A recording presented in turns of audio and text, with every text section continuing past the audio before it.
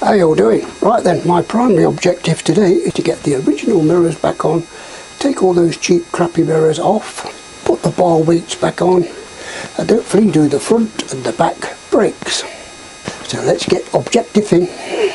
Okay then, let's do an easy job first. Get these mirrors off, put the original mirrors on, get these mirrors off, and put the bar ends back on where they should be.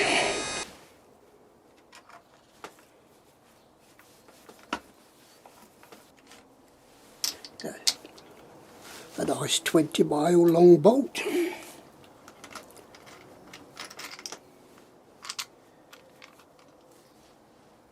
Okay, so the space is missing on that one, so I'll just use a washer when I pick it up off the floor.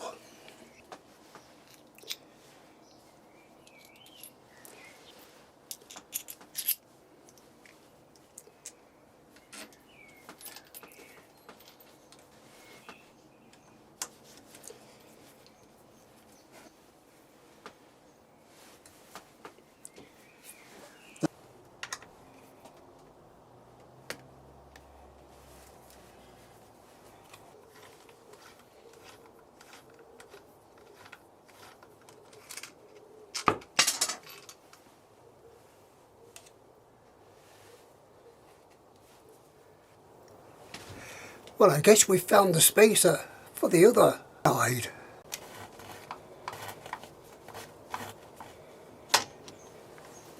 See why I put a spacer in there?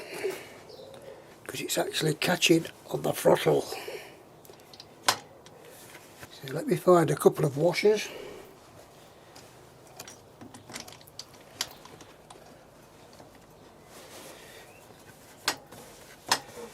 Hello.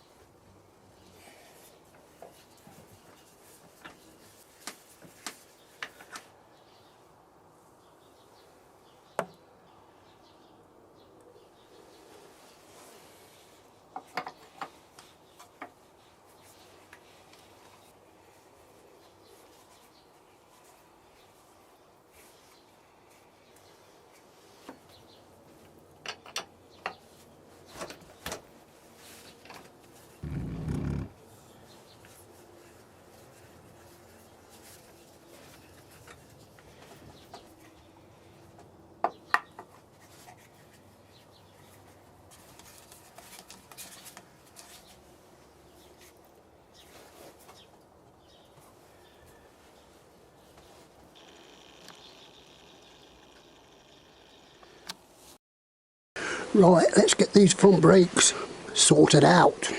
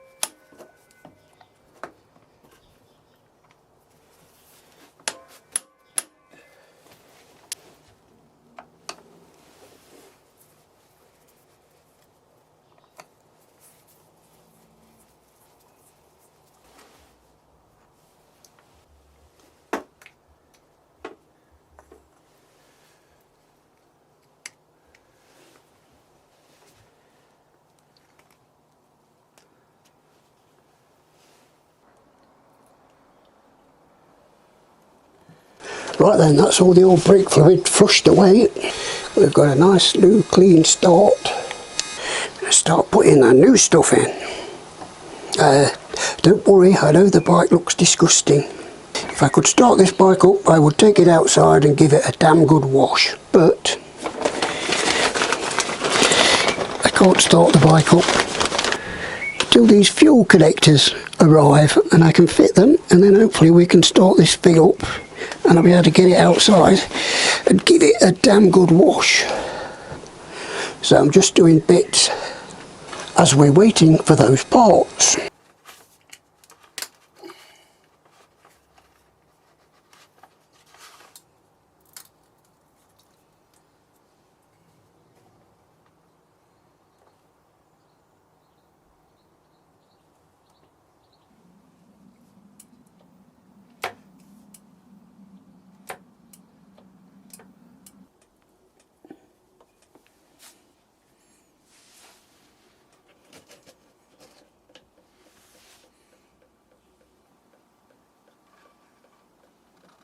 Right then, so we've got all the front brake done. Nice and solid. And nice and free.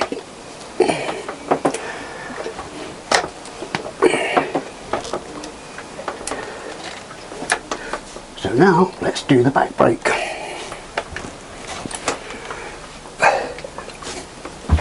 Let's get this back brake sorted out and working properly. Right then, so we've been giving the rear brake a good looking over, and I've found an alarming problem. I was trying to bleed the brake and pump it up to get the pistons pumped out, but I was having no joy, so started to investigate. I've taken all the footrest off to get to the master cylinder, because I thought the piston might be seized up inside. But no, if you take a look at the swing arm just there, there's a big chunk missing. And if you look at the pipe just there, it's all manky. So whoever fitted this brake line has done a very poor job. So I've ordered a new line. That line should have a curve in the join there going upwards, so it doesn't hit the swing arm. I didn't really want to show too much on the brakes in this video because I've already done it on my Triumph Tiger. But I think it's important, whenever you're fitting stationary parts, be very aware of moving parts next to it. Right, let's get the pin cover out of the way. You'll need an impact driver for these, guaranteed. There we go. And you need an Allen key to loosen the pin off. Oh dear! Ow! God, the recoil. That hurt.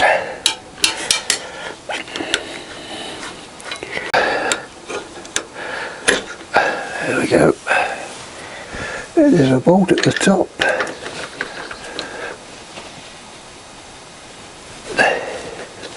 The bolt at the bottom.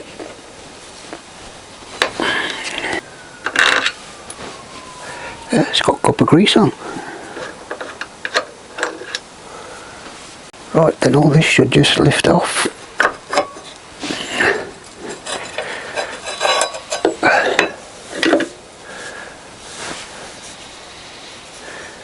Brake pads look pretty worn. That looks pretty manky, doesn't it?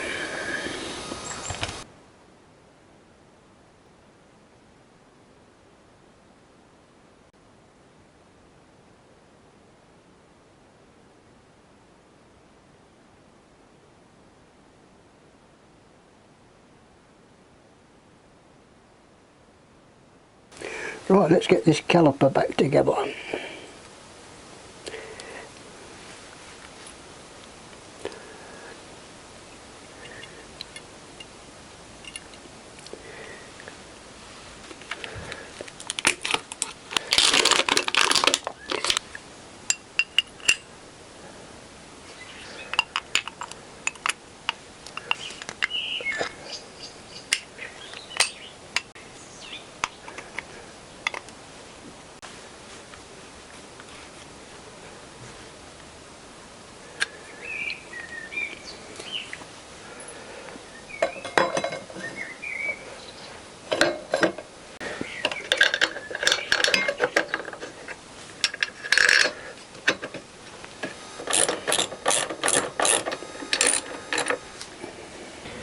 just in case the YouTube police are watching,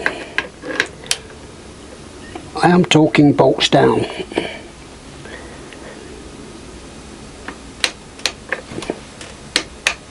The two brake caliper bolts are 28 Newton meters, but this is not an how-to video, so this is just a disclaimer in case of the YouTube police and all the comments of, you didn't torque them down, mate, with a torque wrench. Yes, well, I'm not as stupid as you look. So on the Triumph, it looks like the banjo bolt is also part of the rear brake light. And that big massive nut is 22 millimeters.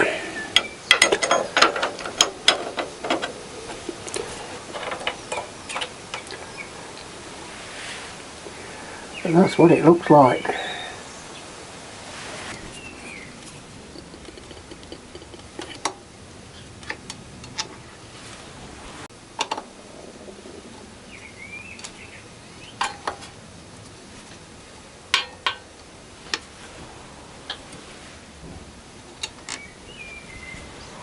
And there's also a zip tie on there as well. And if you're like me and you like getting your money's worth, it's got the zip tie on the open side. Just push that bit through what you've cut off. Throw that bit away, obviously. Then you've got a spare zip tie. Don't push it all the way in, Johnny. Oh, have you got it stuck?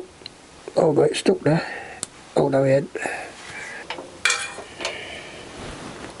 But we can have a look at the damage to our brake pipe, and there is our totally useless brake pipe.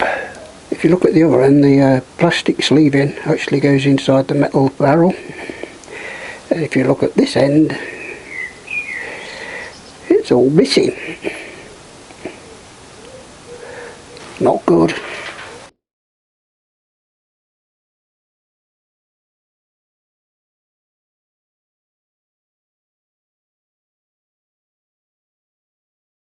Welcome back.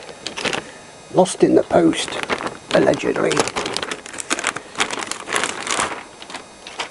But yes, that's the old one, more or less, both straight.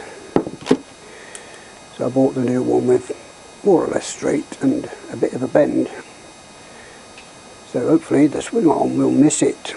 So let's get it fitted. Feed it through there. Put a washer on. That through there. Put the other washer on. Screw it in. Okay, that's that end on. Hopefully we can feed this through here. Put our first washer on. Put that through there. Put the second washer on. It's a bit fiddly in this tight space. I'll screw that down. And we need that big 22mm spanner to lock it down.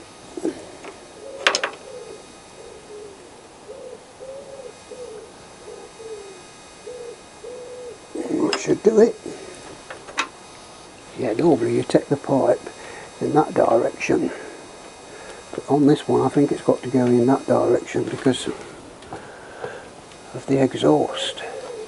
Because there is a tab on the back of the master cylinder which is keeping that pipe going that way.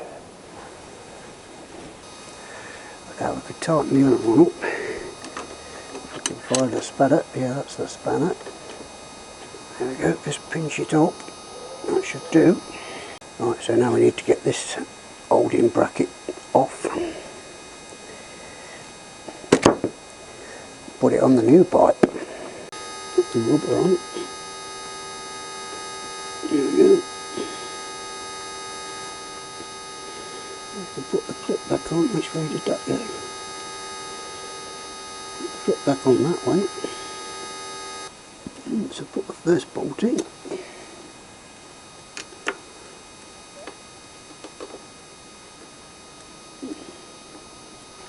Put the second bolt in.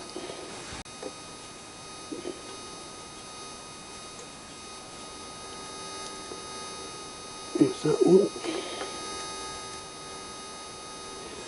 that's that one. Okay, we'll just put a zip tie just there to keep it away from the tyre and the mud flap. Right, let's top it up with brake fluid.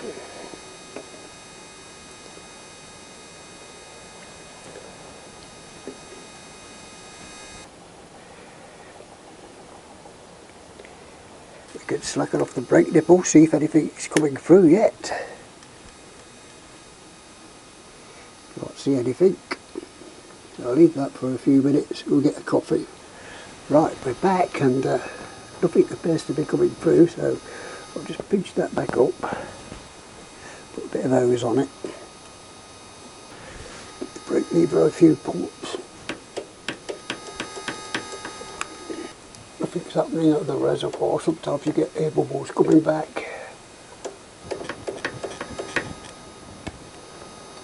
Oh, there she goes. Right, so finally we've got pressure on the brake and we have a back brake. Perfectly splendid. Right, we've got the wiring for the switch back on. Press the foot brake and the back light is working. I can just put the reservoir cap back together.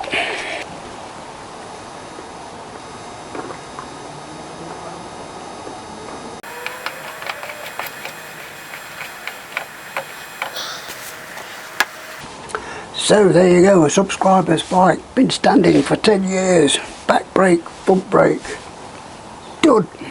JT Moto 13 over and out. I'll see you in another life, brother.